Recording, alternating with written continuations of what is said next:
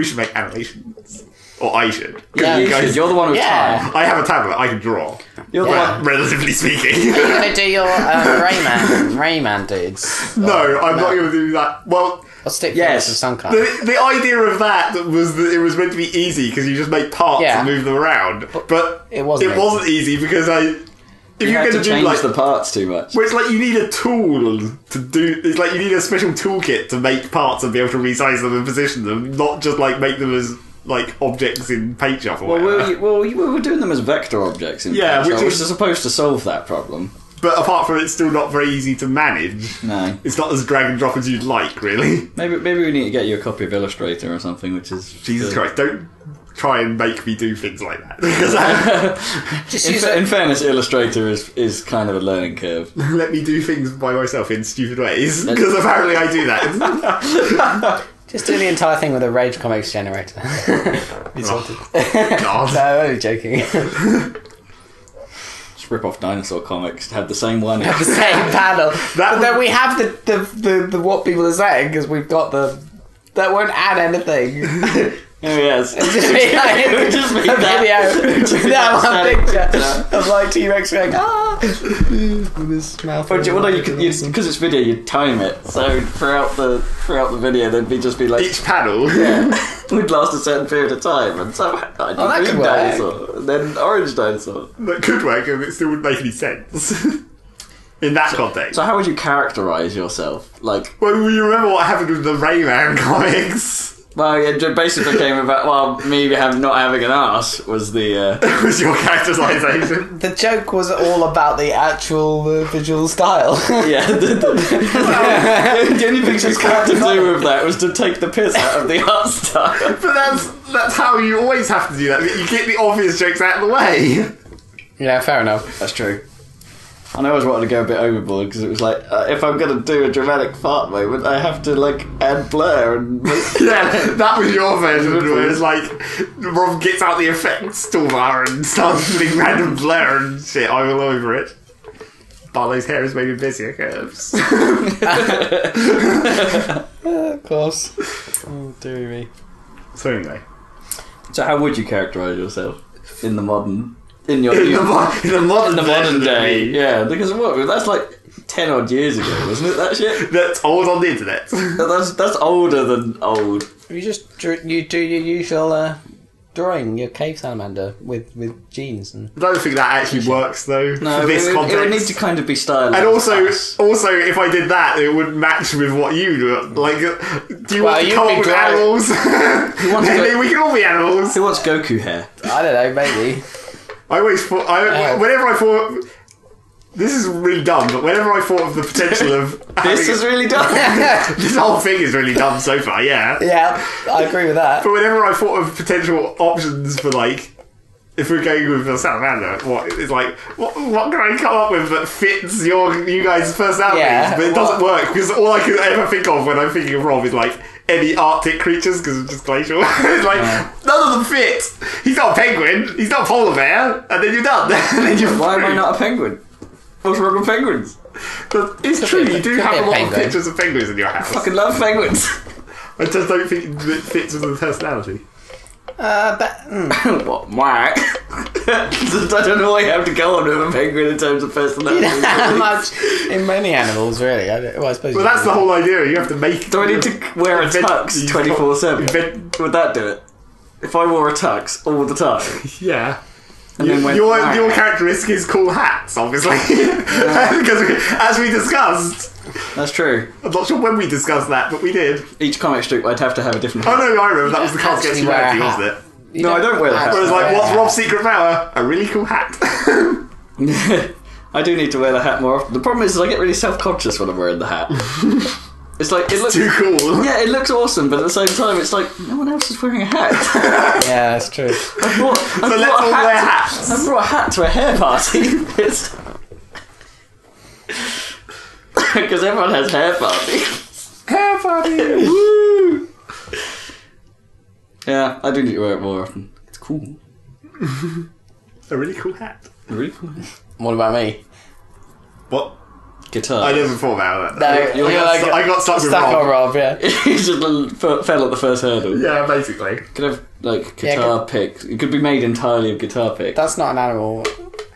It doesn't stop you. You could technically be an anthropomorphic guitar. Oh, sweet. That would be difficult to draw, though. So what subculture is that? That's true. What subculture is that then? If it's not furry, is it? Oh, you can't start saying that because technically It's if you're going to instrumental. furries and then talk about scalies from Oh yeah, that's Versus true. furs. from reptiles. But you don't care about that difference. No. Instrumenties.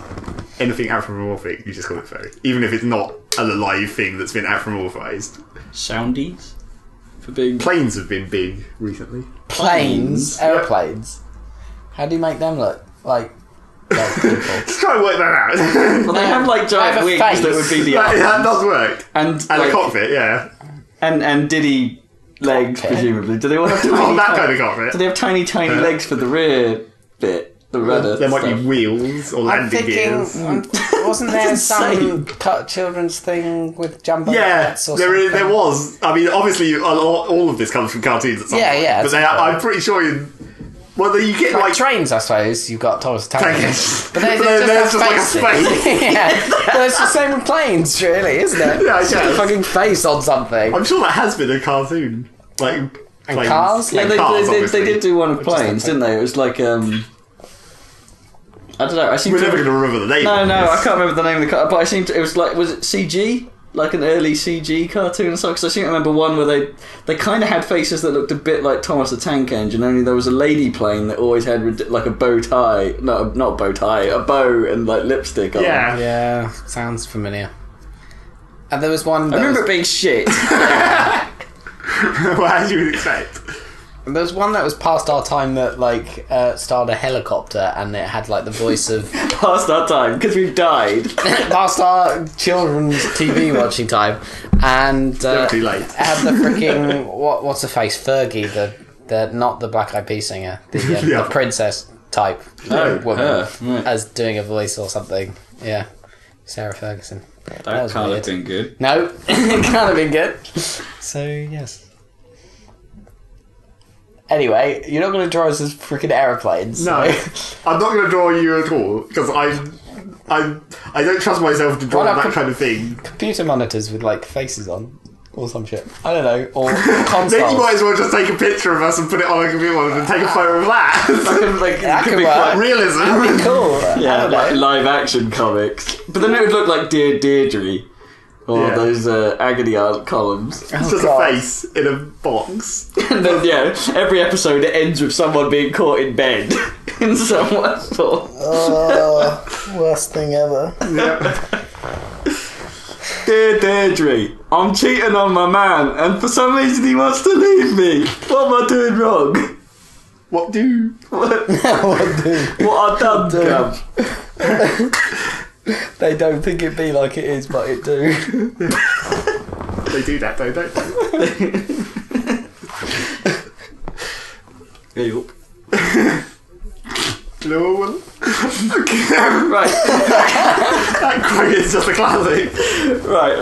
We might have to explain this one. Oh no. Does anyone remember Fatal Racing? Fatal Racing. I'm sure that No, not now. I can't remember. The oldie PC racing game. early 3D. I'm trying to remember who it was by. It was Oh, by yeah, someone yeah, okay. really- yeah, early 3D. The version I had was a 3DFX modified version Yeah, of it. okay, I got it.